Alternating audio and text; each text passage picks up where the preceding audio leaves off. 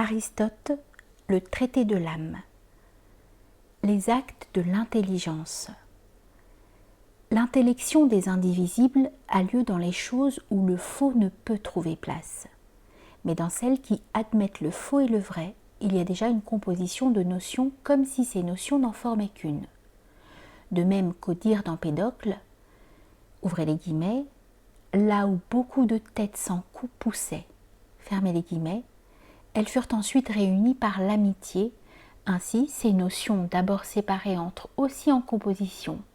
Telles sont par exemple les notions d'incommensurable et de diagonale.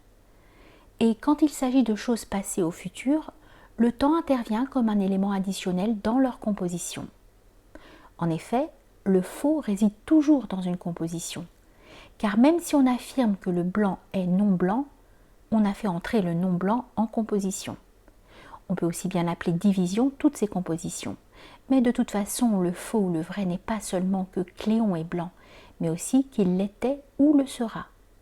Et le principe unificateur de chacune de ces compositions, c'est l'intellect. Maintenant, puisque l'indivisible se prend en une double acception et qu'il peut signifier soit l'indivisible en puissance, soit l'indivisible en acte. Rien n'empêche de penser l'indivisible quand on pense la longueur, car elle est indivisible en acte, et ce, dans un temps indivisible. C'est en effet de la même façon que la longueur que le temps est divisible ou indivisible. On ne peut donc pas dire quelle partie de la longueur l'esprit pense dans chaque moitié du temps. En effet, chaque moitié n'existe qu'en puissance tant que la division n'a pas été faite. Mais en pensant séparément chacune des deux moitiés, l'esprit divise aussi par là même le temps, et alors c'est comme s'il pensait plusieurs longueurs. Si inversement l'esprit pense la longueur comme formée de deux demi-longueurs, il pense aussi dans un temps formé de deux demi-temps. Quant à ce qui est indivisible non pas selon la quantité mais par la forme, on le pense dans un temps indivisible et par un acte indivisible de l'âme. Mais c'est seulement par accident et non pas de la même façon que les indivisibles en acte que sont divisibles l'opération par laquelle et le temps dans lequel on pense les indivisibles formels. En fait, on les pense de la même façon que les indivisibles en acte sont indivisibles. En effet, même dans ces indivisibles en acte réside quelque chose d'indivisible, mais aussi sans doute de non séparé, qui fait l'unité du temps et de la longueur. Et cet élément indivisible est pareillement présent dans tout ce qui est continu, temps ou longueur.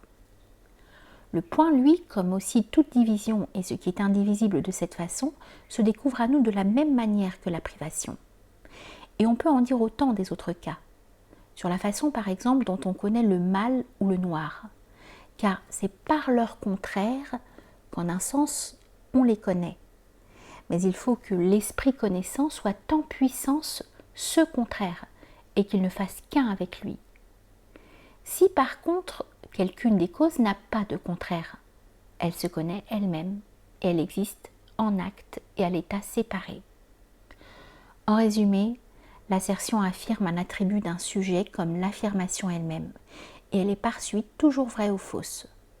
Avec l'intellect, il n'en est pas toujours ainsi. Quand il a pour objet l'essence au point de vue de la quiddité, il est toujours dans le vrai, mais non pas s'il affirme un attribut d'un sujet. Mais de même que la perception, par la vue de son sensible propre, est toujours vraie, de même en est-il pour tous les objets sans matière.